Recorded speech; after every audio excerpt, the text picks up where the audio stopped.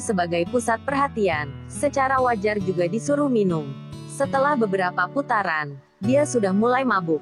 Penglihatannya sudah kabur dan wajahnya yang anggun membuat semua lelaki yang hadir di sana tercengang. Dia begitu cantik. Reuni kali membuat semua orang merasa sangat bahagia, tetapi karena keesokan harinya mereka harus bekerja, semua orang menjadi tidak senang, sehingga Han Diwang mengusulkan untuk berkumpul bersama lagi di akhir pekan minggu depan, sekaligus memanggil wali kelas mereka. Usulan Han Diwang mendapat persetujuan dari semua orang.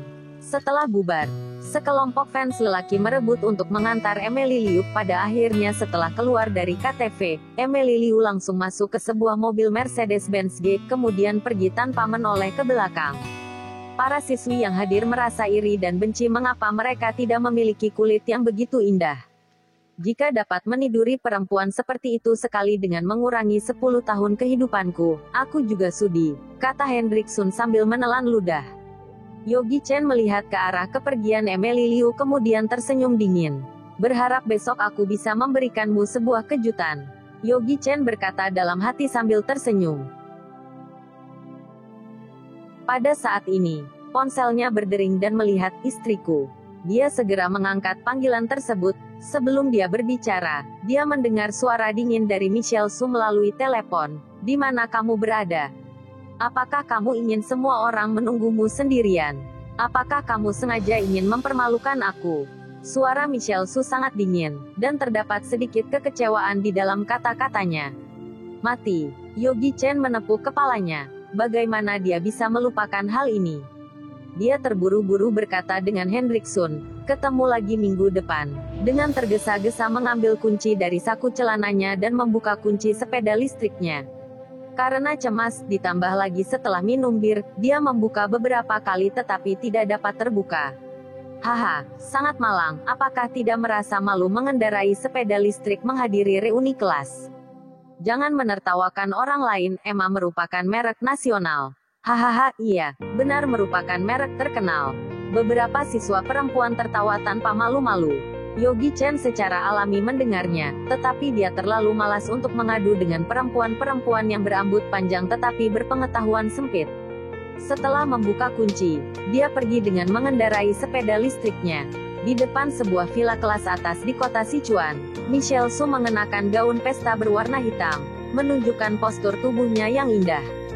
Kalung permata biru yang mempesona dikenakan di lehernya yang putih dan halus, seperti bidadari. Kilauan permata biru bersama kulitnya yang halus dan lembut, seperti gambar paling indah di bumi. Yogi Chen tercengang ketika melihatnya, sangat cantik sehingga dia lupa untuk berbicara. Michelle Su menatap wajah Yogi Chen yang tertegun, tanpa ekspresi, bahkan berkata dengan dingin, malam ini terdapat banyak tetua keluarga besar yang hadir, kamu tolong jangan berbicara, jangan membuatku malu. Yogi Chen menyadari dan mengangguk dengan pelan, tidak berbicara, dan menghentikan motor listrik yang baru dibeli dengan benar, kemudian langsung naik ke dalam mobil. Kemudian baru duduk sekejap, ibu mertua Julia Tang langsung menegurnya. Kamu cium seluruh badanmu berbau alkohol, dan wajah yang penuh debu itu, di mana jasmu? Apakah kamu sengaja ingin keluarga kami ditertawakan orang? Apakah kamu ingin membuat kami malu di hadapan para tetua keluarga? Kamu ini orang yang tidak tahu bersyukur, apa tujuanmu? Julia Tang mengenakan gaun pesta berwarna putih, dan Michelle Su mengenakan gaun pesta yang berwarna hitam, mencerminkan satu sama lain. Keduanya berdiri bersamaan. Bagi mereka yang tidak tahu akan mengira mereka berdua merupakan kakak beradik. Yogi Chen menggaruk kepalanya dan tersenyum tanpa mengucapkan sepatah kata pun. Julia Tang melihat sikap Yogi Chen yang tidak serius, sangat marah hingga tensi berfluktuasi, hampir saja melemparkan tas yang berada di tangannya. Michelle Su melihat kemarahan ibunya, ia segera menenangkan, ibu, jangan marah. Putriku yang baik, dengarkan kata ibumu. Besok segera pergi ke kantor catatan sipil untuk melakukan perceraian dengan orang tidak berguna ini.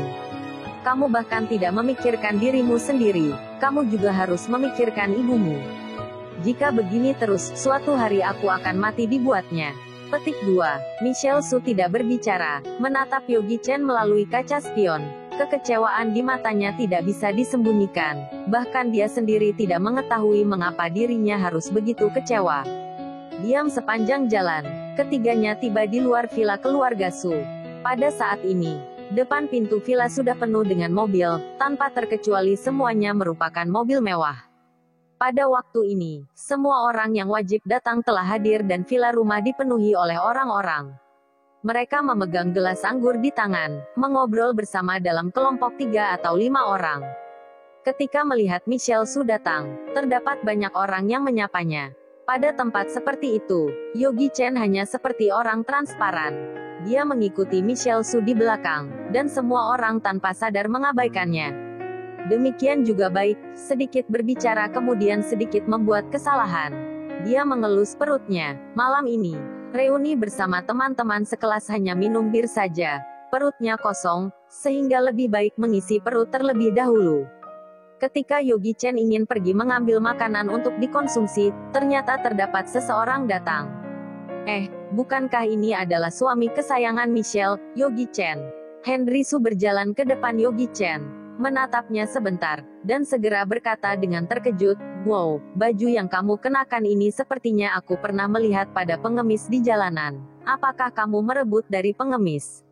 Henry Su sengaja ingin membuat Yogi Chen malu, sehingga ketika dia berbicara, suaranya sangat keras, seketika menarik perhatian orang-orang di sekitarnya. Yogi Chen secara tidak sengaja menjadi pusat perhatian di sana.